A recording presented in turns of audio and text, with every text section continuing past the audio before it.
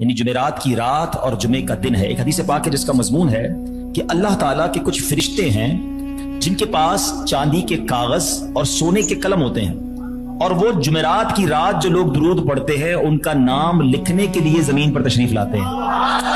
یعنی special arrangement ہے، special انتظام ہے ان کے لیے جو جمعرات کو درود پڑھتے ہیں۔ اور پھر جیسے ہی جمعے کا دن آتا ہے، سبحان اللہ، جمعے کا دن کتنا مبارک دن ہے کہ جمعہ کے دن کی ایک نیکی 70 نیکیوں کے برابر ہے۔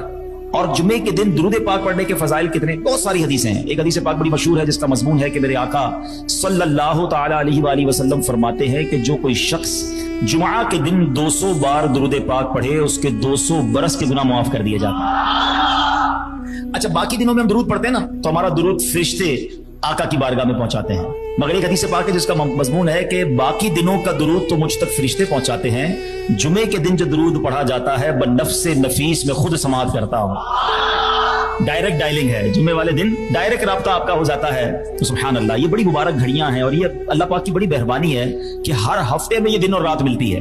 مبارک گھڑیاں، مبارک لمحے نارملی تھوڑے سے ہوتے ہیں، سال میں ایک بار آ گئی وہ رات، 2 بار آ گئی، مگر کرم نوازی دیکھو کہ ہر ہفتے جمعرات کی رات بھی ہمیں دی گئی، جمعے کا دن بھی دیا گیا، تاکہ زیادہ نیکیاں کر کے، زیادہ درود پڑھ کے، زیادہ عبادت کر کے ہم اللہ کو راضی کر لیں، اپنے گناہ کم کروائیں، اپنی نیکیاں بڑھائیں۔